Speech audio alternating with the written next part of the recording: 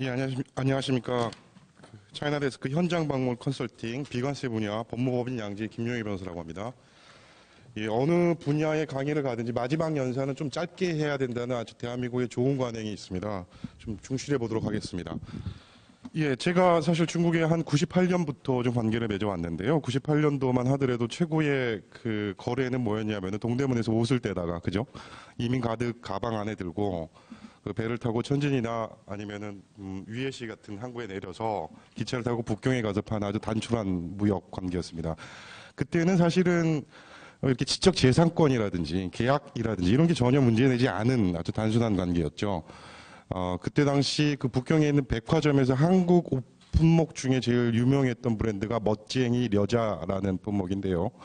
뭐 한번 한 가게에서 멋쟁이 여자를 팔기 시작하니까 이제 옆에 가게에서도 뭐 이쁜이 여자, 또 옆에 가게에서는 훌륭한 여자, 뭐 이렇게 이름들을 따다가 달면서 이렇게 무슨 여자라는 게 유행한 적이 있었습니다. 근데 지금 한 20년이 지나고 나니까 이 무역 관계에서 가장 중요한 이슈는 바로 이제 지적 재산권 그리고 이제 계약 관계가 어느 되어 버렸습니다. 사실은 우리가 물건 하나 지금 입고 있는 옷에도 보면 이게 단순한 물건인 것 같지만 사실 이 안에는 상당한 지적 재산권이 포함되어 있습니다. 그러니까 여러분들께서도 주로 중국의 물품을 수출하실 때 이게 단순히 몇 개를 수출하냐, 무엇을 수출하냐라고 생각하실 수 있겠지만 그 안에는 그 물품의 수량, 무게보다 더 중요한 지적재산권이 담겨 있다. 오늘은 우리 지적재산권하고 이 계약 관계에 대해서 빠르게 한번 달려보도록 하겠습니다. 예를 들면은 여러분께서 이제 중국 인증도 다 끝내시고 또 이제 관세도 다 알아보시고 이제 중국 좋은 바이어들 하나 만나셔서 물건 한번 팔기로 했습니다. 근데 사실은 계약서에다가 10개 몇 월 며칠까지 언제 어떻게 인도한다 간단하게 쓰셨는데요. 사실은 그 물건을 인도하는 것뿐만이 아니고 이 물건 안에는 이렇게 상표권, 디자인권, 저작권, 영업비밀, 특허권 이런 지적 재산권이 있습니다. 그 물건 자체에. 그래서 사실 물품 매매 계약을 보면은 이런 지적 재산권을 상대방으로 하여금 사용하고 이용하고 또는 처분할 수 있는 권리를 주고 있는 겁니다. 계약서에서 상당히 많은 분들이 이 가장 중요한 핵심 포인트를 놓치시고 계약을 하기 때문에 또 막대한 어떤 손해가 있는 경우들이 많습니다. 오늘은 시간 관계상 주로 이제 물품 관련해서 말씀을 좀 드리도록 하겠습니다. 상품에 대한 이 지적 재산권의 중복적인 보호, 그다음에 상표권 전략 등인데요. 자, 한번 보실까요? 일단은 우리가 이제 관세라든지 인증이라든지 이거는 이미 정해진 법을 따라서 우리가 따르기만 하면 사실은 이제 큰 무리 없이 국가를 상대로 하는 행위들이기 때문에 문제가 없는데요. 보통 이 계약이라는 건 여러분들 우리 사장님들 더 잘 아시지만 이게 사적인 그 계약인 거지 않습니까? 그래서 이 각 국가별로 그 계약 행위를 통제하는 또는 규율하는 법률이 좀 많이 다릅니다. 우리나라 같은 경우는 대외무역법, 관세법, 외국환거래법 이런 것들이 관여되어 있지요. 중국 같은 경우도 마찬가지입니다. 중국은 근데 법 체계가 우리나라랑 좀 달라가지고요. 우리가 단순히 아까도 무슨 조례, 무슨 이런 거 있으면 그게 무슨 조례니까 지방자치 조례 아니냐 이렇게 좀 오해하시는 분이 계시는데요. 중국 법 체계는 좀 상당히 좀 복잡합니다. 쉽게 말씀드려서. 그래서 무슨 결정, 무슨 규범, 무슨 방법, 무슨 판법, 무슨 조례 이게 다 사실 법 규범입니다. 최근 들어서요. 지난달에 사실 이제 국무원에서 지식재산권 대외 양도 업무 방법 이래가지고 뭔가 하나 나왔는데요. 언뜻 보면 그게 무슨 방법이겠지 이렇게 느끼시겠지만 이게 일종의 법 규범입니다.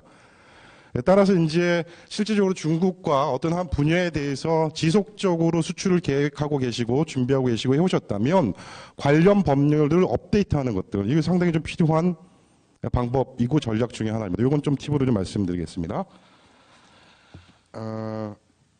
특히 이제 저희는 주로 이제 한국 물품을 중국에 이제 수출하는 경우를 중점으로 이제 준비하고 대응하고 있는데요. 반면에 또 중국에서 한국으로 또 간혹 물품을 수입하시는 경우들도 있으십니다. 특히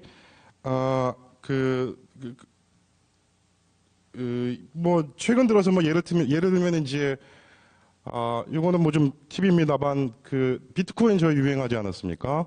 그래서 중국 사람들이 사실은 알게 모르게 저희 한국의 비트코인에 많이 투자했다고 해요. 사례들도 알고 있고 지금 소송도 제가 하나 진행하는 건수가 있는데요. 근데 이제 문제는 뭐냐면 한국에서 중국으로 비트코인을 하기 위해서는 돈을 뭐 송금을 해야 되지 않겠습니까? 사기 위해서. 중국에서는 사실은 이 사실을 적발을 하고 그 중국의 외환거래법 위반으로 한국의 비트코인을 투자한 사람들을 지금 이제 형사적인 처벌을 가하고 있습니다. 그러니까 이와 같이 서비스라든지 물품이라든지 아니면은 투자라든지 이런 것들을 관리하는 중국 측의 어떤 규율이나 규범들이 상당히 복잡하니까 이 부분은 일단은 인증 끝내시고 관세 끝내시고 바이어 찾아서 계약 체결하시기 전에 한번 좀 검토를 좀 해보셔야 할 필요가 있습니다.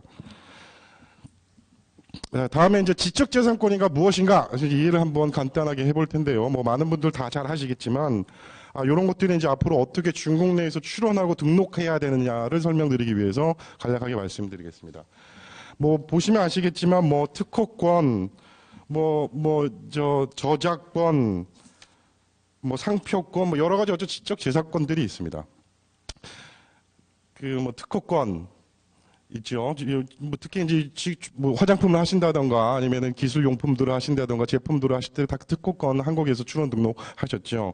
그다음에 저작권도 있습니다. 이제 뭐 이런 거 이제 제가 좀 시간이 되면 설명을 드릴 텐데 일단 넘어가겠습니다. 저희가 제일 좀 중요한 건 이제 상표권입니다. 일단은 물품을 수출하실 때 중국에다가는 일단은 상표권을 출원 등록해야 된다. 요거는 꼭 하나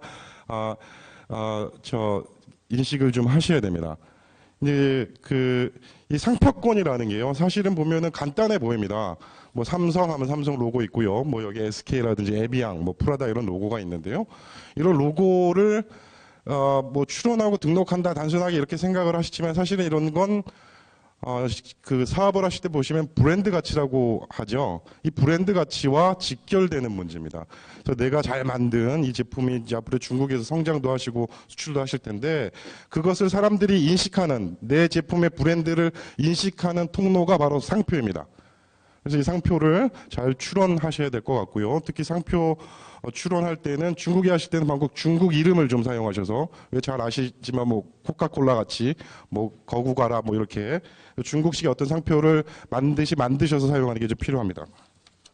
디자인권입니다. 이 디자인권도 이게 한국 분들은 사실 좀 생소한 어떤 지적재산권인데요. 예를 들면은 최근 들어서 죄송합니다. 애플하고 삼성하고 뭐 크게 한번 부딪히지 않았습니까? 그게 바로 이 디자인권이었습니다. 이제 애플이 왜 핸드폰의 동그랗게 옆에 이렇게 만든 그런 디자인 모양을 삼성에 갖다 썼다 허락도 없이 이래가지고 제소한 건인데요. 뭐 디자인권 이것도 이런 지적재산권이 있다. 특히 이 지적재산권은 물품성, 형태성, 신미성, 시각성 뭐 이렇게 있는데요. 나중에 좀 찾아보시면은 뭐 어렵진 않습니다. 그 다음에 저작권이라는 게 있습니다. 요새 이게 가장 많이 크게 한국에서는 문제가 되지요. 한국에서는 제일 크게 문제가 되는 게 특히 뉴스에서 가장 크게 문제가 되는 게 저작권인데요. 저작권도 좀 보시면 좀 복잡합니다. 예를 들어서 이제 이게 저기 위에 보면은 이 소녀시대가 있는데요. 소녀시대가 이제 그 노래를 하나 만들어서 우리는 지금 길거리에 지나다니고 뭐 이렇게 다운받아서 보고 하니까 이게 이제 저작권이다. 사실은 그렇게만 단순하게 이해를 하는데 이 저작권 안에서도 보면은 이게 이 음악을 만드는 권리, 복사하는 권리, 배포하는 권리, 뭐 전시하는 권리, 공연은 이게 다 다릅니다. 그래서 이거 음악 하나를 만드셔도 이 사람들은 이걸 언제 어디서 어떻게 배포할 것이냐, 뭐 니네가 복제할 수 있느냐, 복제해서 뭐 처분할 수 있느냐 이런 것들이 사실 저작권인데 우리 왜 최근 들어서 뭐 스타벅스나 이런 데서 이런 저작권 계약 없이 무슨 소녀시대 노래를 임의로 들었다가 손해배상 청구다 뭐 이런 사실 들어보셨죠? 앞으로 중국에서도 이런 어떤 저작권 관련된 문제들이 좀 더 선진화되고 심화될 것은 이제 충분히 예측이 가능합니다. 그래서 뭐 이 저작권 관련해서 혹시 관계하시는 사장님들 계시면 한 번 더 검토가 좀 필요합니다. 이제 영업 비밀이라는 거 있는데요. 이것도 이제 마찬가지입니다. 저희가 예를 들어서 뭐 김 하나, 뭐 마른 김 하나를 수출한다 하더라도 그 안에 영업 비밀이 있습니다. 그 안에 이제 우리 김을 갖다 어떻게 해가지고 몇 시간 말려가지고 왜 이거 있지 않습니까? 우리 저 냉면 하나 팔더라도 그 할머니가 며느리한테 전수 안 해주는 영업 비밀 있지 않습니까? 바로 그겁니다. 그게 특허나 뭐 저작권이나 이런 명문의 어떤 법에 의해서 그 단문법에 의해서 보호받지 못한다 하더라도 이것이 경제적으로 유용하다. 우리 할머니가 만든 냉면에 이런 비법이 이거 팔면 경제적으로 유용하고 할머니가 안 알려준 비밀 관리성이 있고 이 대중에게 공개 안 된 죄송합니다. 비공지성이 있다고 한다면 영업 비밀로 보호받을 수가 있습니다. 예, 뭐 저작권과 디자인권도 있고요. 자, 이제 이제 쭉 이런 어떤 여러 가지 지적 재산권의 종류들이 있습니다. 이제 이 문제는 뭐냐면은 예를 들어서 이런 약 하나를 만든다 하더라도 이 약 하나에 해당되는 지적 재산권이 여러 개 있다는 겁니다. 예를 들어서 우리가 그 비아그라 같은 경우도요. 보면은 이 약 자체에 특허권 있지 않습니까? 그다음에 이렇게 생긴 모양 네모나게 해가지고 먹기 쉽게, 잡기 쉽게 디자인권이 있고요. 그다음에 비아그라라는 상표권이 있습니다. 이런 각종 지적 재산권을 각 법문에 맞게 보호하는 절차, 그것은 이제 중복적인 보호 전략이라고 하는데요. 이게 중국 수출에 있어서도 좀 필요한 좀 필요합니다. 자, 보시면은 이 중국은 크게 지적재산권을 상표권하고 전리권하고 두 개로 나눕니다. 상표권 이외에 한국에 아까 보셨던 특허권, 디자인권, 뭐 이런 실용신앙권 이런 거는 다 전리권이라고 하는데요. 뭐 이렇게 전리권, 상표권, 저작권 이렇게 다 그 관리하는 총국들이 다릅니다. 근데 이제 좀 실무에서 좀 헷갈리셔 하는 분들이 이렇게 중국이라는 거대한 국가의 중앙 부처에서 이런 것들 관리하지 않습니까? 저희가 그다음에 출원 등록한다 그러면 다 이렇게 중앙 부처에다 한단 말이죠. 그러면 이제 일관적인 어떤 중앙 행정 체계를 가지고 내가 상표권 한번 등록 하던가 아니면 특허를 갖다 등록만 해도 막 우리 한국처럼 나라가 알아서 이렇게 침해를 당한다던가 뭐 누가 우리 거를 사용한다던가 아니면 뭐 불법으로 먼저 우리 사용하지 않음에도 불구하고 등록을 해놓는다던가 뭐 이런 문제가 있을 때 이런 게 중앙 부처에서 다 알아서 해결해 주지 않느냐라는 기대를 하시는데 그렇지는 않습니다. 출원 등록을 하는 담당 부처는 중앙 부처지만 요거를 관리하는 부서는 지방에 있는 겁니다. 쉽게 얘기해서 국가 지식재산국가 아니라 뭐 북경 지식산국국 이렇게 지방에 있는 그 한국으로 치면 지자체가 관리를 하게 됩니다. 그래서 따라서 사실 이게 정작 어떤 지적재산권과 관련해서 문제가 생겼을 때는 각 지역별로 차이들도 많고요. 또 각 지역에서 요구하거나 또 여러 가지 변수들이 좀 많습니다. 예, 이렇게 뭐 보호기관들이 각 지적재산권들마다 좀 다르고요. 최근 들어서 하나의 팁인데 우리가 특허권 같은 경우에는 사실은 출원 등록하기가 좀 어려운데요. 해외에서 가장 많이 사용하는 특히 미국 같은 경우에 사용하는 방법이 중국에서는 특허하고 신혜원권하고 별 차이가 없습니다. 근데 특허권은 이제 등록 출원하는 게 시간도 오래 걸리고 좀 까다로운 반면 이런 실용신안권 중국어에서는 그 실용신형 전리권, 외관설례 전리권이라고 하는데 이것이 그 무심사 등록제를 거의 그냥 그 형식적인 욕구만 받으면 받아주거든요. 그래서 이런 걸 이용을 잘 합니다. 그래서 만약에 특허권에 대해서 추후에 나중에 등록은 분명히 필요하지만 그거에 앞서 수출이 좀 급하시다 하실 경우에는 이렇게 실용신안을 먼저 이용하시는 것이 좋습니다. 자, 그래서 아까도 말씀드렸듯이 저희가 화장품 하나를 만들어서 판다 아니면 의류 하나를 만들어서 판다 하더라도 요 관계된 지적재산권이 많습니다. 의류 양복 하나 만들어 판다 하더라도 상표권 필요하죠. 요거 만들 때 특허권 필요합니다. 또 요거 안에 어떻게 판매를 할 것이냐, 판매 어떤 노하우, 그다음에 인적인 이런 것들, 영업 비밀, 그다음에 디자인 이런 것들이 다 있습니다. 요거 한국에서 출원 등록하시는 거는 이제 다 아실 텐데요. 아무튼 이렇게 하나를 하실 때마다 이렇게 어떤 지식재산권 관리 현황표를 만들어서 장기적으로 중국에 수출을 계획하신다면 관리하는 것이 상당히 중요하고 또 필요합니다. 보시면은 상표는 등록은 이렇게 했고 저렇게 했고 요것이 권리기간이 10년이니까 그다음에 또 이런 게 어떤 분쟁이 있다 이렇게 일목요연하게 하나 표를 작성해서 가지고 계시는 것이 요새 트렌드이기도 하고요. 필수적인 전략이기도 합니다. 다음에 이제 물품 매매 계약으로 좀 넘어가도록 하겠습니다. 제가 이렇게 보니까 그 많은 분들께서 이제 중국 바이어를 잘 찾으셨어요. 이렇게 저렇게 찾으셔가지고 술도 한잔 하시고, 자, 이제 우리 저 물건 좋다 뭐 하시면서 이제 인증도 하시고 관세도 알아보시고 하시는데, 한국 분들의 이제 그 중국 사람들도 마찬가지인데 뭔가 이제 서양 사람들처럼 딱딱하게 계약서를 만들어 도장 찍다 그러면 좀, 야, 이거 이렇게 술도 마시고 그랬는데 계약서 해야 돼? 뭐 이렇게 생각하시는 분들이 되게 계시는데요. 중요합니다. 이게 그 계약을 해야 됩니다. 그래서 계약서를 체결을 하실 때 보면은 사실 구글이나 이런 데서 뭐 무슨 계약하면은 뭐 많이 나오지 않습니까? 그래서 그런 거 뽑아다가 뭐 중국어로 번역하거나 아니면은 영문으로 되어 있는 계약서를 해가지고 이제 몇 개 뭐 수량 뭐 일시 바꿔갖고 사인하시는데 쉽게 말씀드리면 그러시면 안 됩니다. 이게 왜냐하면 사실은 각 그 대륙마다 법체계들이 다릅니다. 영미법이 다르고 대륙법이 다르고 또 중국법이 다르고 한국법이 다르고 일종의 그 계약을 그 규율하는 각 나라의 법률도 다릅니다. 한국 같은 경우도 잘 아시겠지만 한국은 뭐 민법상법이 있고요. 뭐 중국에서도 미국 같은 시빌로 같은 게 있고 중국은 허텅파라 그래서 계약법 이게 다 다릅니다.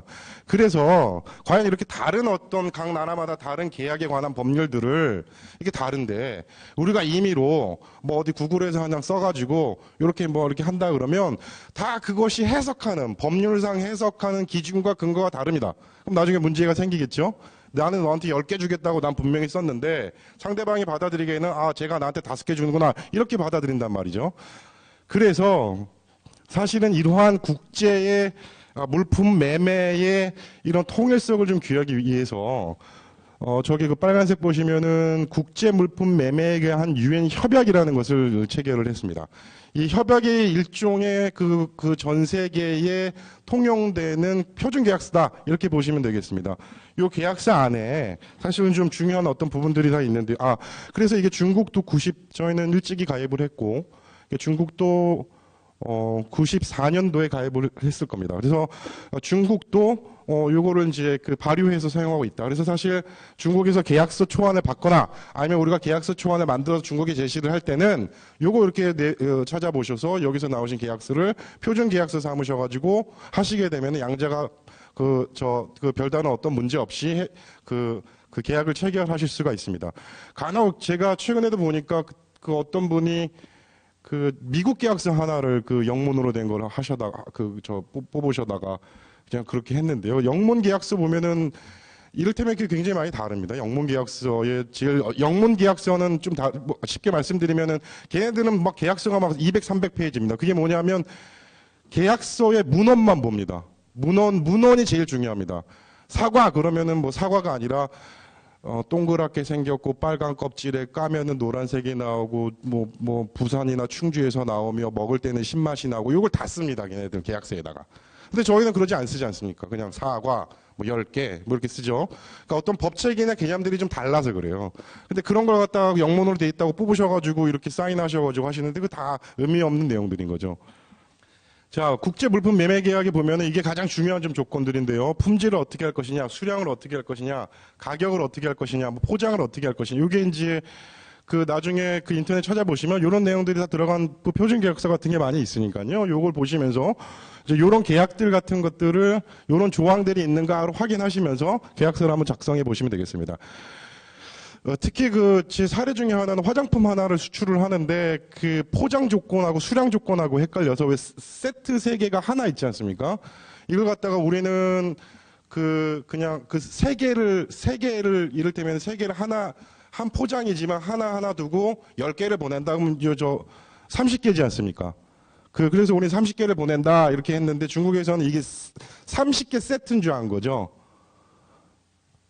이게 요런 어떤 그 미묘한 차이지만 요런 어떤 조건들을 잘 살펴보시면 그러한 오해들은 방지할 수 있습니다. 보시고요. 뭐 지급 조건 뭐 더 잘 아실 거고요. 그다음에 이제 이게 가격 조건인데요. 이를테면 뭐 여기 무역하신 분 다 아시지만은 뭐 본선 인도냐, 운임 포함 인도냐 뭐 요런 건데요. 이제 이게 사실은 이 가격 조건이지만 나중에 그 계약을 하실 때 좀 유의해서 보셔야 될 점이 이게 내가 수출하는 물품의 책임을 어디까지 지느냐 요거랑 똑같습니다.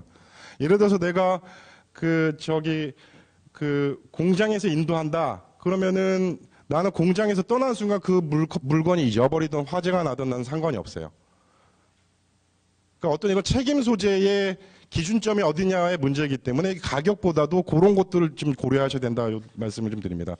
다음에 이제 그 분쟁 해결인데요. 계약을 하시더라도 뭐 돈 안 주고 돈 못 받고 이런 경우 저 태반이죠. 그래서 좀 그렇다면 저 분쟁을 어떻게 해결할 것이냐. 요 계약서 안에도 이제 사실 조건들을 들어가게 됩니다.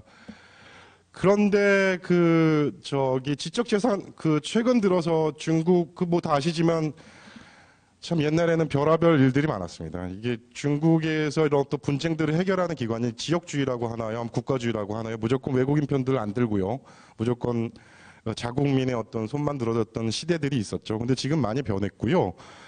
특히 그 대도시, 북경이나 상해, 그 다음에 그 중지회원들은 이미 그 외국인들 승소율이 그 내국인을 넘어섰습니다.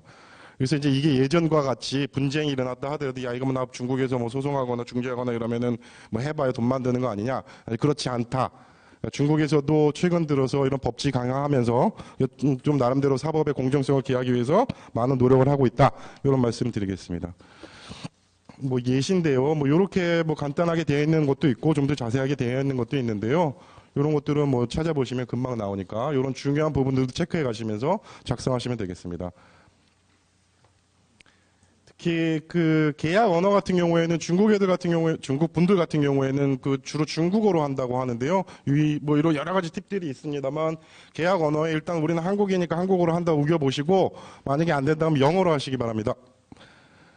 예, 대박 나시기 바랍니다. 마치겠습니다. 감사합니다.